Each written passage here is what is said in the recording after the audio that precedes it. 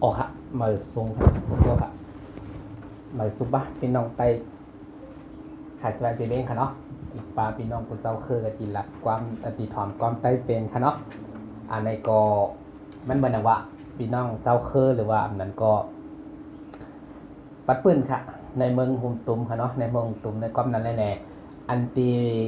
ในเมืองหุมตุมมีปัญหาอยู่กูวันเลยค่ะเนาะกำนันเขาก็เป็นก้นเมืองก้นหนึ่งเสียเลยเนี่ยเป็นมีนาทีค่ะเนาะมีนาทีปุนพรค่ะ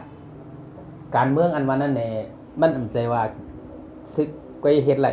อำใจว่าปาร์ตี้ก็เฮ็ดไรค่ะเนาะกวนเมืองธรรมดาอำนั้นก็กวนเมืองธรรมดามันซึ่งเขาก็สามารถเป็นหูเป็นตาให้เลยในเรียบเพียนปลาจอมกันค่ะเนาะความนั้นใน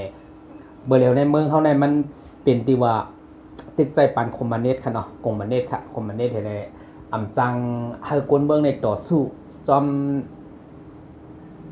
การเมืองค่ะเนาะการซึกจะในกอบนั้นในเปิ้นว่าเอาซึกเป้กินกวนเมืองค่ะเนาะเอาปักเปิงซึกเป็นใหญ่ก้มนั้นแน่ก้วยกาอันติคามาลาค่ะก้มไรเซ่ไผ่เน่ไผ่ค่ะเนาะตีขาก็เป็นก้นตีฮักเจอจัดก้นหนึ่งให้เลยเนี่ยเป็นมีนาทีค่ะมีนาทีปุ่นพวนตา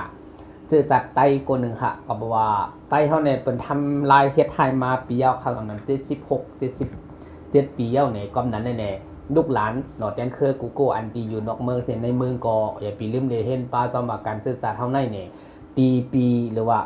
ค่าใครแนะนำก็ให้ศึกษาให้เรียนรู้ลองสิทธิมนุษยชนเนี่ย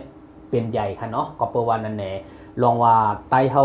อ่ำเข้ากันไรนั่นในก็มันก็ติมีหลายลอกหลายตั้งค่ะเนาะก็นั้นในเพราะเฮามาลาซื่อๆก็เปเรียกว่ามีโปเล้งเผอโปเล้งมันค่ะเนาะอ่ำมาปอทองก็มีโปเล้งหังกวยปอดจานก็ติมีโปเล้งหังกวยเนี่ยก็นั้นไอ้พี่น้องคนเมืองก็ถ่อมเย้าเอาการศึกษาและเรียนด้วยจ่องมันเหมือนตีขลาดเป็นคลิปลงตั้ง YouTube ก่อนเพราะว่า YouTube ในกอบนั้นมันดีหันทั่วโลกค่ะเนาะเพราะว่าหันทั่วโลกเนี่ยก็อย่าไปลืมช่วยกันกดไลค์กดแชร์เพราะมันเป็นพรดีตา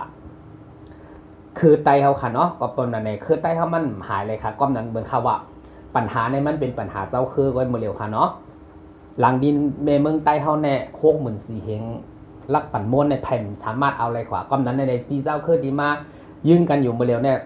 บ้านเมืองรู้แล้วหมดค่ะกำได้เผอค่ะที่เป็นก้นอยู่สายเต้นกับปบปเขาเรียกร้องปนดีเลยว่าเรื่องสิทธิมนุษยชนในอันนี้มันเข้าอะไรกูเมืองเนาะก็บ่าเขาใครก็อยู่ในเมืองมาเนี่ยเขาก็เรียนเพี้ยนจอมปักเปิงเมืองมาเนี่ยแหละเขาผมยอมเรียนเพี้ยนจอมนอกเมืองค่ะเนาะที่นอกเมืองเขาเฮ็ดตัวกันได้เปิดเฮ็ดซึ่งหือหล่ะเมืองไรมาเหมือนข่าวบ้านอ่ะจำเถอะพี่น้องไต้เขาซึกไต้เขาปฏิการเมืองเขาพร้อมกันแหละเฮ็ดหมู่เลียวจุ้มเลียวแหหมักกล้องอำแต่ก็เมืองไต้ไรขึ้นนะว่านั่นแหละป้ออำยุมก็จำด้วยค่ะเนาะป้อมนั้นแน่กูสิ่งกูยังกูสิ่งกูยังเนี่ยมันอยู่ดีเฮาค่ะมันจะอยู่ดีเปือนค่ะเนาะย้อนเปว่ากูลองกูตาอันที่เกิดขึ้นอยู่กูวันในก่อนแหนย้อนเปว่าเฮาตกซุ่มลองไปปิงเนี่ยเข็มก้าเนี่ยกำในไต้หวัน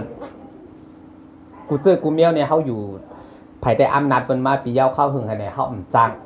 จังต่อสู้ค่ะเนาะเพราะว่าการดีต่อสู้ในเมื่อเร็วเนี่ยเฮามีกองไว้ค่ะเฮามีกองมีกลางก้อมนั้นเนี่ยมันเป็นกระปันใหม่ค่ะเนาะ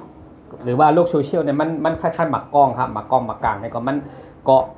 สู้เลยผู้มีอำนาจค่ะเนาะก้อมนั้นเนี่ยเพราะว่าติงยับคนนึงโก้เนี่ยมีศักดิ์ศรีเลยหลักฐานจังว่าเอาตั้งพิษกันได้ก้อมนั้นเนี่ยเฮาน้อมเดเพนลองเรื่องสิทธิมนุษยชนให้เลยเนี่ยกูเจอกูลองในตีเขาผ่านมานั่นเนี่ยมัน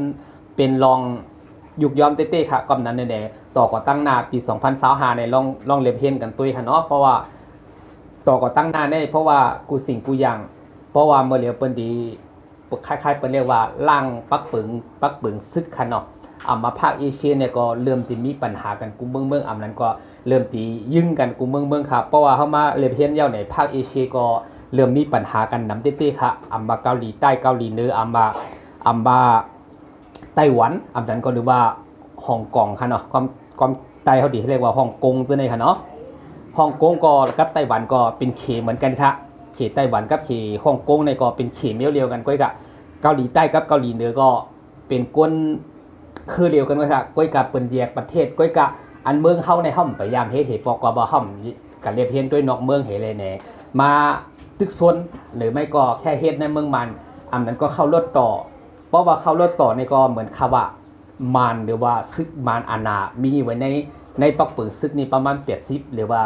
80-90%เนี่ยซึก ซึกยิบใบค่ะเนาะอันหนาจะในค่ะเนาะก้มนั้นในลองอันไหนเนี่ยก็ฝากไปเป็นข้อคิดค่ะเนาะเพราะว่าเขาที่มาลา1วัน1คลิป1อีทเทเลลงดัง YouTube เนี่ยป้อนดีก็เอาพอเบาก็ปล่อยอันนั้นก็ป้อนดีก็อย่าไปลืมกดไลค์กดแชร์ปาค่ะเนาะเพราะว่าเรื่อง NCA จะในเหมือนเขาว่าคัดเรื่องดีมาลานเนี่ยพี่น้องเขานั่งคือว่าพี่น้องใต้เขาพร้อมกันอำไรเนี่ยย้อนเปิดจึงหือแล้วนะ ย้อนบอกว่าเขาเข้ากำไรมันเกี่ยวข้องรอง NCA 5อันนั้นก็เกี่ยวกับกวนเมือง5อันนั้นก็เกี่ยวกับซื้อค่าเนี่ยเจ้าในก็อย่าไปลืมติดตามไปค่ะเนาะเพราะว่าค่ะลงกับตั้ง Facebook เนี่ยเฮาติแลฮู้จักกันอันนั้นก็เฮาคอมเมนต์อันนั้นก็เป็นตั้งหันถึงมาตั้งข้อความนำค่ะเนาะเฮาติแลฮู้จักมาแลกเปลี่ยนตั้งฮู้กันค่ะเนาะก็ติรัด1วัน1อีทเฮ็ดจังได๋ประมาณนั้นมาในกอกันได้ก่อนค่ะเนาะไปซุ่มค่ะ